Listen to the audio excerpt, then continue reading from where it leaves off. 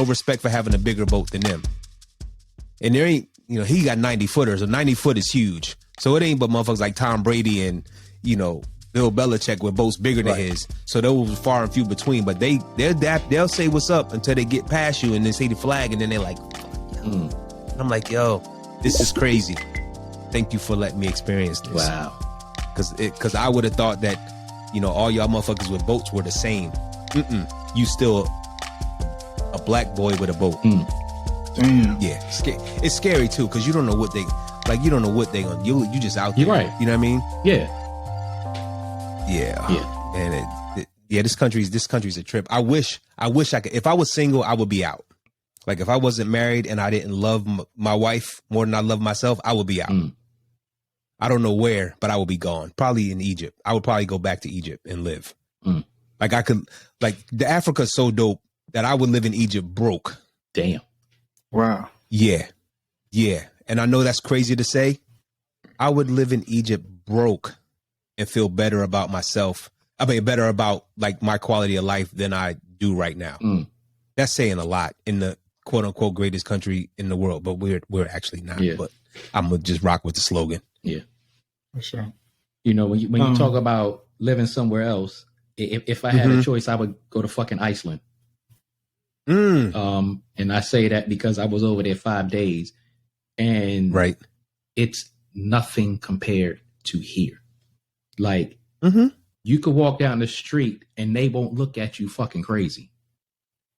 They won't say nothing slick out their fucking mouth. They're welcoming, they're inviting, and it literally blows my mind that we can't get that same respect where we live. It just blows it really blows my mind. So I don't know exactly what your political investment is or whatever the case may be, but you touched on you touched on politics a little bit. We have talked about politics a lot, and we have different approaches to politics. One of my things is, as I said earlier, if everybody participates, shit will change. And you kind of alluded to that earlier in the conversation. So my first question to you is, what is your political participation, affiliation, and how do you look at that on a macro level when it comes to our people? That's a great question because I am, how do I say this without sounding crazy? So I'm registered Democrat. However, my opinion is I wish that you had to run with no party affiliation, right? Just the best person for the job. So we understand how districts work. So on a macro level, I am a non-participant because I am not represented in my district. Okay, I got you. So if I were represented, I would participate more. I was actually very active in the last presidential election. Just because I couldn't, I don't know what we would have done had FAM got reelected. So I did everything that I could do to get the word out, to even making phone calls and shit like, and I'm not a phone call type dude. So I was that active. I feel like, and I could be totally wrong.